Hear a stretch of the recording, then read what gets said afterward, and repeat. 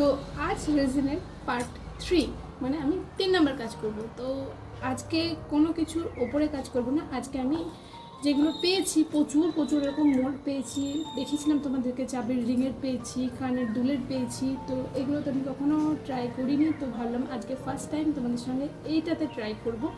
এই মোলটা দেখতে বেশ সুন্দর না, এই সেটটা? তো এই সেটটার উপরে কাজ করব আজকে। তো চলো দেখা যাক, কথা না বাড়িয়ে কাজে যাওয়া যাক। আশা রাখছি ভালোই হবে। রেজিনের প্রত্যেকটা কাজ কিন্তু দেখতে বেশ সুন্দর লাগে। তো চলো কথা না বাড়িয়ে আজকের কাজে যাওয়া যাক। এটাতে আমি কী কাজ করব আর তোমাদের কেমন লাগছে অতি অবশ্যই কমেন্টে জানিও। ভালো লাগলে লাইক শেয়ার সাবস্ক্রাইব করতে ভুলো না। প্রতিটি রেজিনের মাপ আলাদা আলাদা হয়। আমি যে রেজিনটা কিনেছি সেই রেজিনের মাপ হচ্ছে 3:1। তো সেই অনুপাতে আমি ভালো করে মিক্স করে নিয়েছি। তারপর আমি 3টে কফি কাপের মধ্যে আলাদা আলাদা করে ভাগ করে নিচ্ছি। 3টেতে আমি 3 রকমের কালার অ্যাড করব। যেটাতে সবথেকে বেশি লাগবে সেটাতে বেশি রেজিন নিয়েছি, আর বাকিগুলোতে অল্প করে কম নিয়েছি। এখানে আমি 3টে কালার ইউজ করব। একটা হচ্ছে এই গ্রিন কালারটা করব,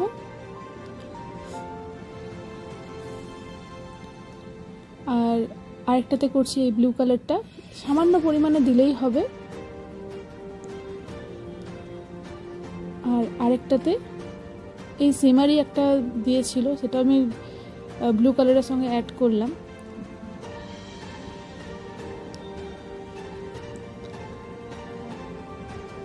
আর আরেকটাতে অ্যাড করব আমি হোয়াইট কালার।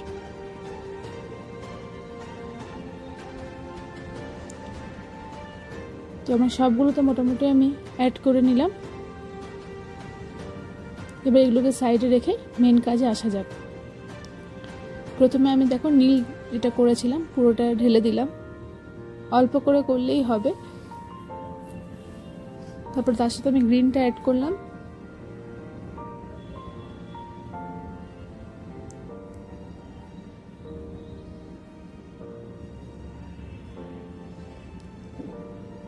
এভাবে আস্তে আস্তে মেশাতে হবে দুটো কালারকে।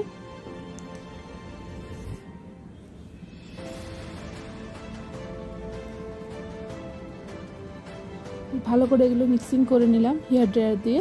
তোমাদের কাছে যদি হেয়ার ড্রায়ার না থাকে তো তোমরা স্ট্র দিয়েও করতে পারো। তারপর আরেকটাতে আমি নর্মাল যে রেজিনটা গুলো রেখেছিলাম সেই রেজিনটাকে হালকা করে দিয়ে এখানে আমি বালি ইউজ করছি।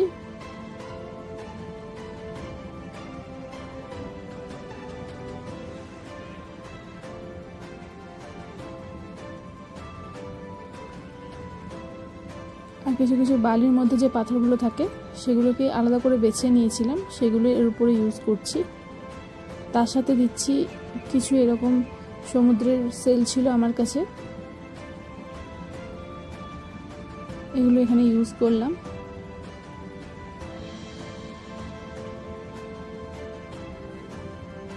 বালিটা যাতে উঠে না যায় তাই বালির উপরেও হালকা করে রেজিন দিয়েছি।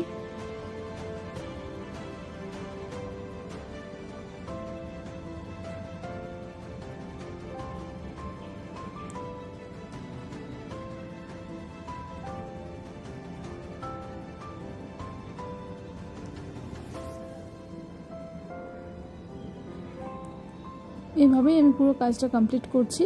আর এখন আপাতত সেরকম বেশি কিছু কাজ করব না। এবার হোয়াইট কালারটা দিয়ে এখানে আমি ঢেউয়ের পোর্শনটা করছি। এইটুকু কাজ করার পরেই আমি কিন্তু ছেড়ে দেবো এটা শুকানোর জন্য।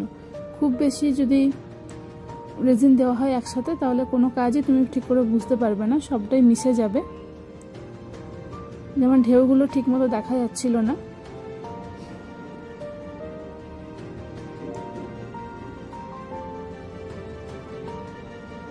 তো এরপরে আমি শুকাতে দিয়েছি। শুকিয়ে যাওয়ার পরে আমি আবার ঢেউয়ের পোর্শনটা করছি।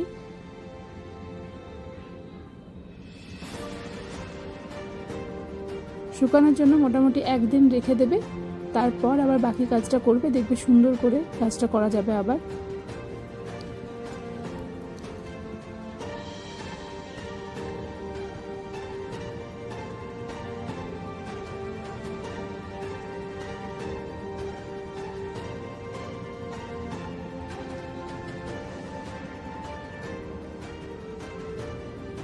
তোমরা দেখতে থাকো আস্তে আস্তে আমি কীভাবে কাজটা করলাম আর ফাইনাল লুক কেমন এসেছে।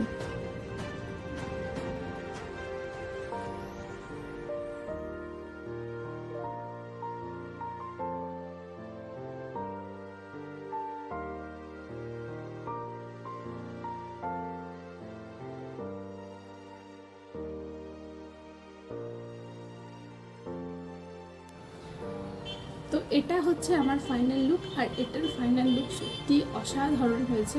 এটা দেখতে ভীষণ সুন্দর লাগছে।